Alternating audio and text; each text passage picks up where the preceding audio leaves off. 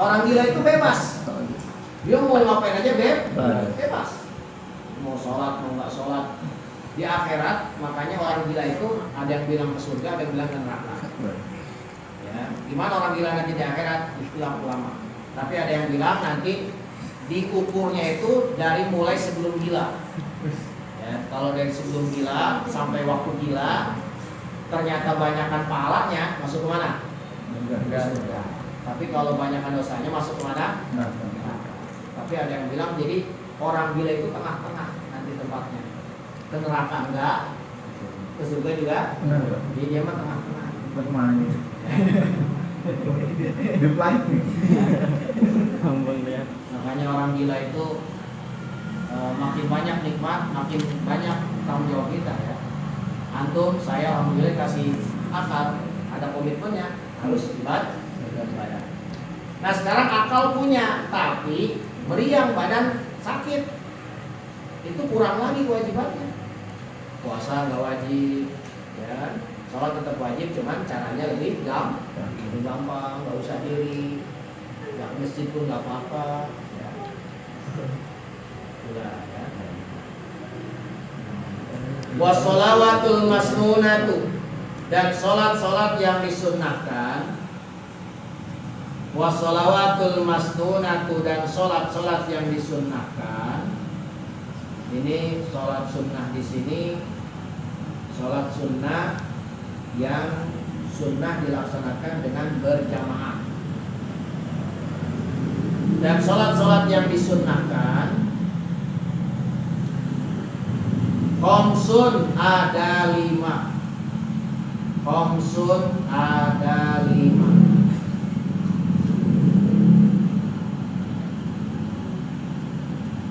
Ini 5 sunnah, sholat sunnah, tapi sunnahnya dia apa? Diadakan dengan berjamaah.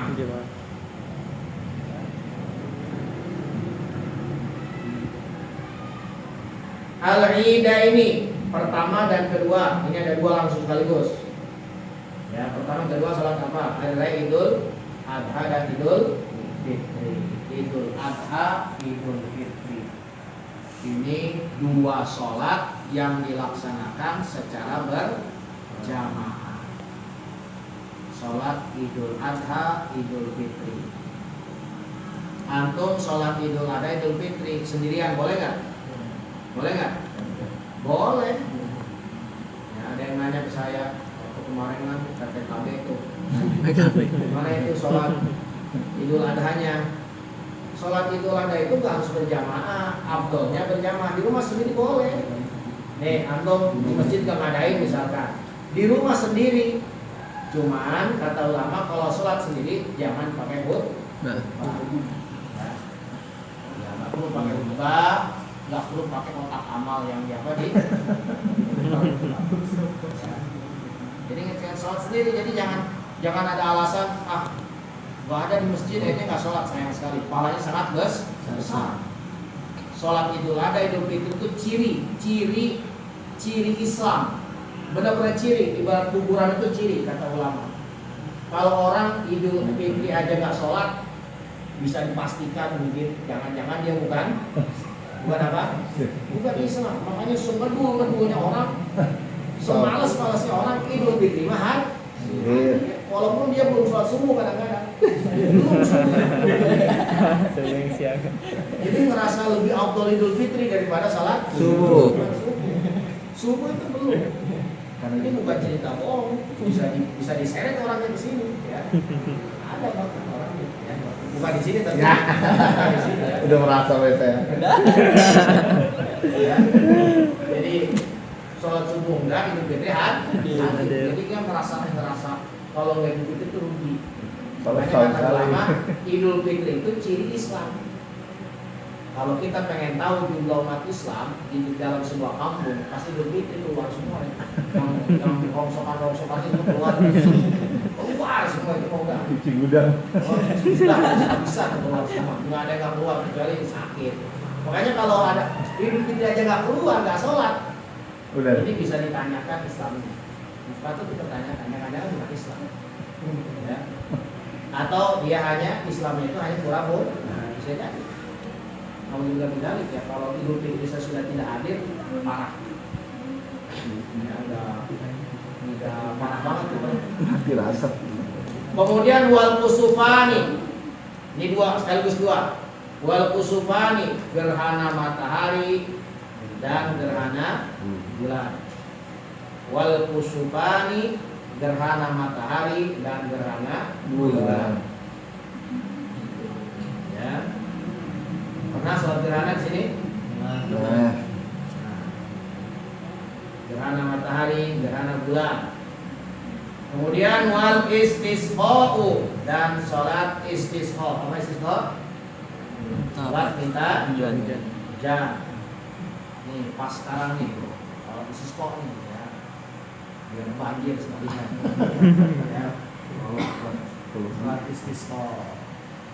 Alhamdulillah di mana-mana sekarang sudah mulai zona yang oranye, kuning, ada yang merah itu sudah. Capek juga dia. Bukan capek coronanya, capek ngurusinnya. Ya ampun juga kan. Atau dananya mungkin sudah. Ya alhamdulillah lah. Ya, alhamdulillah jadi sudah mulai dilonggar-longgarin. Maulid Nabi bentar lagi juga nanti naik lagi nih. iya. Seminggu sebelum Maulid nanti PPKM jilid berapa nih? Level. Nanti gawat lagi. Level 10 nih. Mudah-mudahan enggak ya. Amin. Digeser nggak libur Maulid? Saya nggak tahu. Geser. Hari apa? Senin. Hari Rabu. Hari Rabu. Hari Rabu. Iya. Kenapa pas Agustus kemarin enggak ya? Masih udah Selasa kan? Harga mati. Ya, nggak digeser ya? Enggak. Kenapa ya? Ada apa ya? Nanya tuh pegawai. Tanya Jokowi. Selasa gitu. Sebagai tanda. Kemarin disuruh bilang malam digeser ya? Sholat istisqa, sholat minta hujan. Jadi kalau antum semua, ini kan sholat sunnah. Nah sekarang bagaimana antum masih punya kodoan? Kodoan masih banyak. Apakah dianjurkan sholat sunnah? Tidak. Tidak.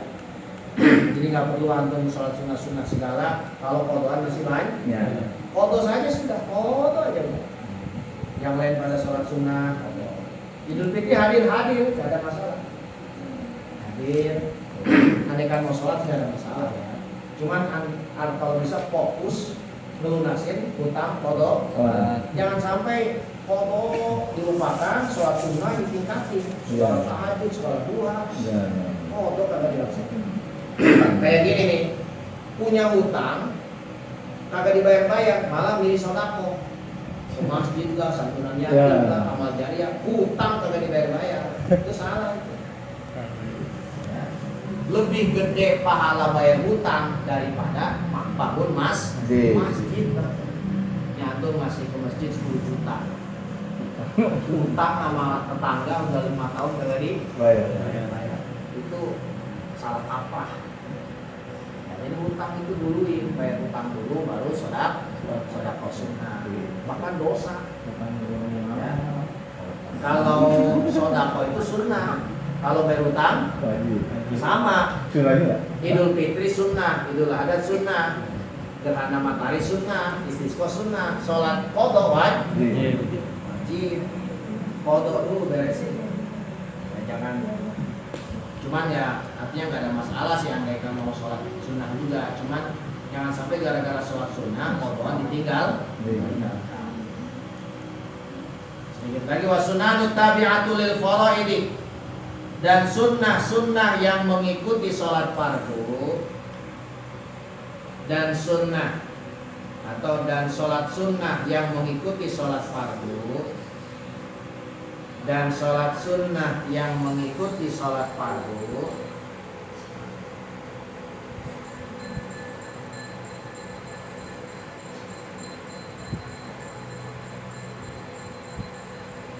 dan sholat sunnah yang mengikuti sholat fardu sab'ata asyara rakaatan, 17 rakaat. Sab'ata asyara rakaatan, 17 rakaat disebut sholat rawatib, Sholat sunnah wajib. Jadi sholat sunnah yang mengikuti sholat fardu. Ada 17 rakaat di sholat sunnah. Ini bagi antum yang fotoannya udah nggak ada, bisa diamalin buat mendongkrak pahala.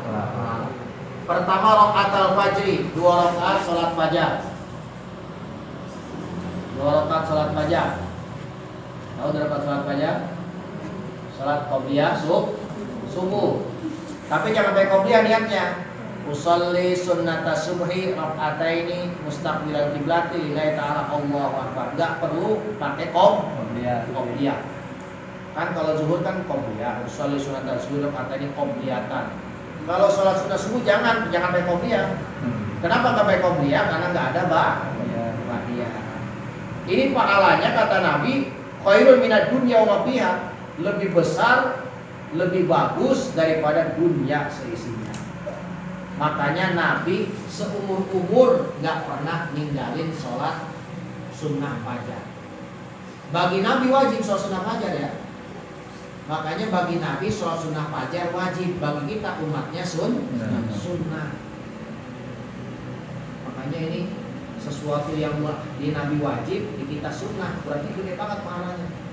Yang sambil tinggalin itu ya, andai kan antum nih datang ke masjid udah qomat, jangan sholat sunnah, gabung ikut berjamaah. Nanti beres sholat berjamaah subuh, baru sholat sunnah fajar. Qodho, bukan qodho, tetap ada. Sebab selama waktu subuh masih ada, di situ sunnah fajar masih ada. Walaupun dia sudah sholat subuh, cuman sholatnya jangan di masjid. Timbul fitnah. Ini ngaji di hamba jadi belum begini. Sampai subuh sholat sunnah. Ustaz Adis udah beres ya, timbul fitnah. Ya kan taunya sholat ba'diyah padahal sholat sunnah aja. Makanya untuk menghindari, makanya itu nggak boleh begitu. Sekarang gini nih, apakah boleh kita orang nilai salah padahal benar, kita tetap bertahan? Menurut orang salah, menurut kita benar, tetap ikuti alur umum. Kenapa? Jangan membuat orang jadi buruk sangka sama kita. Nggak boleh. Itu adab. Makanya tetap jaga kehormatan diri. Jaga kehormatan diri. Memang betul sholat sunnah fajar bisa diletakkan setelah subuh, tapi jangan di tempat umum. Nanti takut orang-orang yang melihat nanti salah sangka. Kan haram sholat sunnah setelah sholat subuh. Tapi kan sholat sunnah fajar kan bukan sholat setelah sholat subuh, dia mah sebelum. Cuman memang karena tadi ketinggalan, akhirnya dilaksanakan setelah. Makanya Anas bin Malik, saya pernah ceritakan, Anas bin Malik pernah tidur bablas. Jadi udah bubar sholat Jumat. Sekelas Anas bin Malik luar biasa. Bangun ternyata sudah bubar Rasulullah sholat Jumat. Sahabat sudah pulang semua. Akhirnya beliau langsung, beliau waktu itu belum ada speaker ya, mungkin belum selesai. Langsung beliau mandi, bahkan nggak mandi langsung duduk berangkat. Tiba-tiba di tengah jalan sahabat bubar keluar dari masjid. Itu beliau ngumpat langsung mencari rumah kosong. Ngumpat. Bersembunyi di tempat yang kosong. Jadi sampai orang bubar semua baru beliau keluar. Nah ini kata ulama, kenapa beliau melakukan ini? Menjaga kehormatan Islam. Kok bisa begitu? Karena beliau levelnya ulama. Apa kata dunia? Anas bin Malik tidak sholat Jumat. Taruhlah misalkan kayak Ustaz Ubaidillah, ya, beliau misalkan uzur, akhirnya nggak sholat Jumat keluar. Tentu ini bikin heboh kampung. Ustadz nggak sholat Jumat ini beda, nanti bikin makin males orang yang apa? Boleh nggak sholat Jumat? Boleh nggak usah sholat Jumat, kalau Ustadznya nggak sholat. Lalu panjul Kan dia taunya nggak sholat, tapi nggak tahu sebab padahal sebabnya kan sakit. Makanya nih seorang ustadz, seorang kiai ketika nggak sholat Jumat, jangan cerita ke orang, sembunyi, jangan sampai yang tahu. Takutnya orang tuh taunya kita nggak sholat Jumat, ini jadi bahan motivasi orang untuk semakin marah. Jangan. makanya suka negor sama orang-orang. Kadang-kadang kan guru saya nggak pernah cerita kalau nggak ke masjid itu, misalkan karena nggak sholat jamaah di luar sholat di rumah, nggak pernah cerita sama orang. Kenapa? Ini khawatir timbul prasangka buruk. Bukan kita pengen dihormati, sebab seorang guru kalau nama baiknya sudah tercoreng, nanti dia ngajar tidak akan didengerin. Akhirnya apa? Dakwah Islam jadi korban. Coba kalau anak sekali waktu itu ketahuan nggak sholat Jumat, beliau mengadakan pengajian, pasti kan orang nggak mau dengerin lagi. Akhirnya apa? Ilmu Islam jadi hilang. Hanya seorang ulama, seorang guru harus menjaga kehormatan diri. Guru, ayam, ustaz, ayam. Ustaz makan mie ayam sambil diri, tengah jalan, kekikik gitu kan, kanan kiri, cewek-ceweknya. Apa punya? Iya. Ya, ngobrol sama tetangga gitu kan, cuma sambil itu udah nggak pantas. Orang mau ngaji juga masuk. Ustaz apa? Oknum itu oknum. Seorang guru harus punya wibawa. Ya. Hal-hal yang nggak pantas jangan dilakukan. Ustaz, kalau masalah tadi apa namanya kita sholat tua, kalau kayak kita yang udah berumah tangga, Ya. kayak saya misalkan yang lain benar, itu masih tanggung jawab dari orang tua kita atau kita udah masing-masing tanggung jawab ke anak kita? Ada masing-masing. Oh, udah itu udah lepas gitu berarti? Cuma tergantung waktu kecilnya sih. Kalau waktu kecil dia nggak ngedidik sampai kapanpun. Masih Misalkan dia tanggung nggak jawab. sholat nih, Hmm. udah gede, udah punya anak, udah punya istri, dia nggak sholat gara-gara dulunya orang tuanya nggak ngedidik, terus kena orang tuanya. Oh, dari situ kenanya dia. Terus. Kalau dari orang tuanya tetap udah usaha ini, Kalau udah usaha enggak. udah dia berumah tangga, dia baru taubat itu. Bahkan gini, kalau orangnya udah orang tua udah mendidik, udah mesti tahu. Jangankan udah rumah tangga, seketika itu tuh udah nggak kena dosa. Yang penting kita keluar omongan itu didikan kita. Untuk ngaji, Udah berbusa dah kita bilang itu bocah. dia mau ngaji. Justru kan orang tua nih yang dosa itu anak nggak diajarin Quran, nggak disuruh pengajian, sholat nggak disuruh. Itu sampai kakek nenek bahkan terus-terusan orang tuh kebagian dosanya. Makanya kata Nabi kan gitu. Ketika orang tua nggak mendidik anak pakai dosa ismu ala abi. Terus ngalir ke orang tua. Seumur hidup Kenapa? dia ya. Salah orang tuanya, anaknya jadi begitu. Kecuali dia tobat. Ini kayak sekarang nih anaknya udah rumah tangga, jadi sol ya kan, ngaji ke ustad, tapi langsung dia datang ke anaknya yang sudah rumah tangga itu nasihatin, Bilangin lagi ya. maaf, kamu jangan ini sholat yang rajin itu stop.